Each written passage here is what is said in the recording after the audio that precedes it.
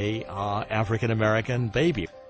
You mentioned factcheck.org, and one of the things, I don't know if you have there the latest version of what factcheck.org actually reports, but what's interesting to me is that they confirm the central thesis of what is behind our reporting on this issue. Basically that you've got a certificate of live birth, which we've seen, and they explain what a certificate of live birth is, and they also further explain that even with them, factcheck.org has asked for, from the Obama people and from Hawaii, for the copy of the long-form birth certificate, and they've been denied.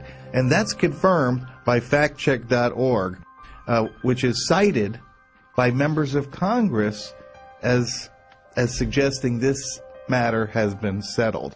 Well, it's interesting that you spilled out, and I was very, very impressed that you went to the trouble to write all of these people in Congress and see what they had to say about it. And what did they all do? They all pointed to, well, it's online.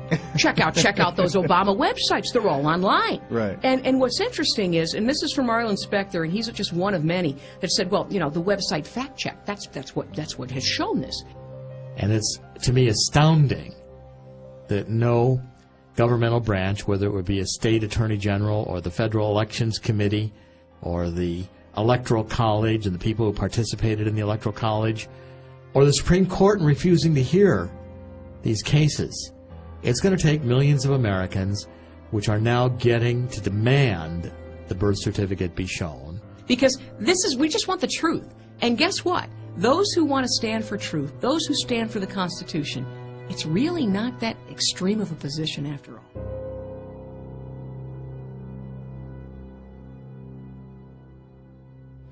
Mr. President, I want to believe, I want to trust, I want to hope for change, but I am really failing to see how this is any different. But he's not going to succeed. Socialism has failed. Our country's less safe today. Obama declared the end to the war on terror. Is this the change that America voted for? You can't break all your campaign promises. To start with this blame America. People, we have to have the conversation of, do you want socialism or not? Do you want universal health care or not? Is this a pre-9/11 mentality? Liberal utopian vision. March to socialism. Take this country as far left. We hear about change. There's no change in this group. End of capitalism as we know it, Bill of 2009. Barack Obama was elected mostly by black, racist, and white guilty people. And now it's not parents who are going to take care of kids anymore. It's Uncle Nanny. Some are wondering if the honeymoon is already over. We're starting to look at fascism. He went on a jihad against lobbyists. Closer to Jimmy Carter. Closer to communism. The new socialist regime Addicting this country to heroin. He's a one-term guy. There is real dishonesty in this man. Closer towards socialism. This is a major milestone for America. Not necessarily a good one, though. President Obama is scheduled to sign the $787 billion stimulus bill. Is anybody else a little up by that? Jeff Sessions of Alabama says it is a walk down the road towards socialism. Is that a valid point? It's closer to socialism. Sounds like the honeymoon is over. Not exactly glowing grades for the president. Obamanomics really taking the U.S. towards socialism? If you think the president is overreaching, How long can President Obama blame President Bush for America's problems? Stop the doom, the gloom, the malaise, the fear. Liberal vision of a giant nanny state. Its plans to go after gun owners. The president has declared a war against prosperity. To see our money, our tax dollars, away. Depending on your point of view, President Obama's new budget is a statement of our national values or a socialist experiment. A path towards socialism. Barack Obama's agenda towards socialism. He wants to drive the Dow down to zero and then just kind of start from scratch. Turn towards socialism back. Obama's bear market. I think he wants a catastrophe. Can this now fairly be called the Obama bear market? What you worry about is your motivation. I read an article that said the Manchurian candidate couldn't destroy us faster than Barack Obama. Wreaking havoc on the country. The socialism that you've been waiting for. We have now the extreme left driving the agenda. I'm a guy that voted for Obama, and I feel betrayed. Barack Obama's Ponzi scheme. A delusional quest for historic grandeur. Barack Obama may bankrupt the country. They care that he's bankrupting our economy. Duke's Coach K has a message for President Obama. It's the economy, stupid. He promised transparency. He promised bipartisanship. This is a violation of all of those promises. Does President Obama want to take us into the 60, 70, 80, 90% income tax range? What's a nice girl like you doing in the Obama White House? There he is on 60 Minutes. Steve, it was bizarre. Laughing it up. We are heading toward a one-world sort of government. I think Obama probably likes that. This is Joseph Stalin without the bloodshed. Literally struggling every time he has to think on his feet. Our country is in major economic trouble, and the Obama's making it worse. It's an eventual control over all big business. That's the ultimate goal of the administration. Obama has horribly insulted the British. You drive a stake through the heart of the bloodsuckers. You can call it corporatism, you can call it socialism, you can call it fascism. It's a little early to declare a presidency failed, although I would like to do it. Another thing that would have got you beheaded in Henry VIII's realm. Obama attacks America. How crazy Obamonomics is going to get. Some comparing President Obama's plan to the founding fathers of socialism. Has a little bit too much of this Blame America vibe going on. He's on an apologizing for America tour. Bowing to the Saudi king. Obama is apologizing to the Frenchy French for our arrogance. If he listens to his intimate advisors, the pirates will get a bailout package like everybody else. Why is the president now urging additional action on the economy?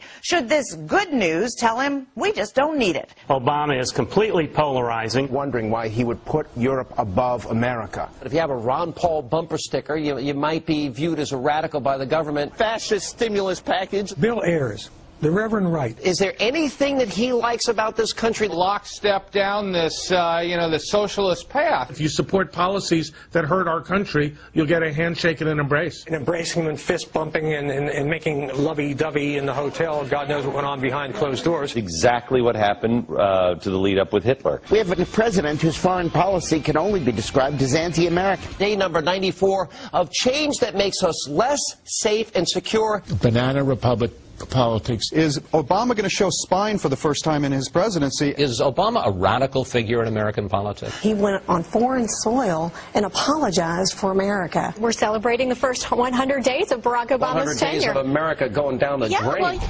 Is President Obama's handling of the troubled economy a signal that we are creeping toward socialism? It was only 100 days. It seems longer, doesn't it? We seem to have made a lot of mistakes until he took office, so we had a lot of When you apply for the bar and so forth in Illinois, you actually have to list all the names that you might have lived under, right? Right.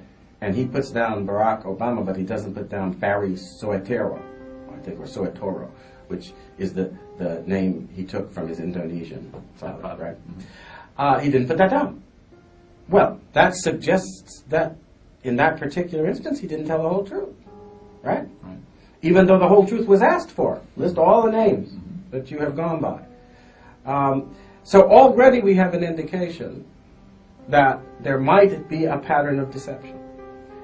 That would raise the possibility that the whole election was conducted on the basis of such deceptions.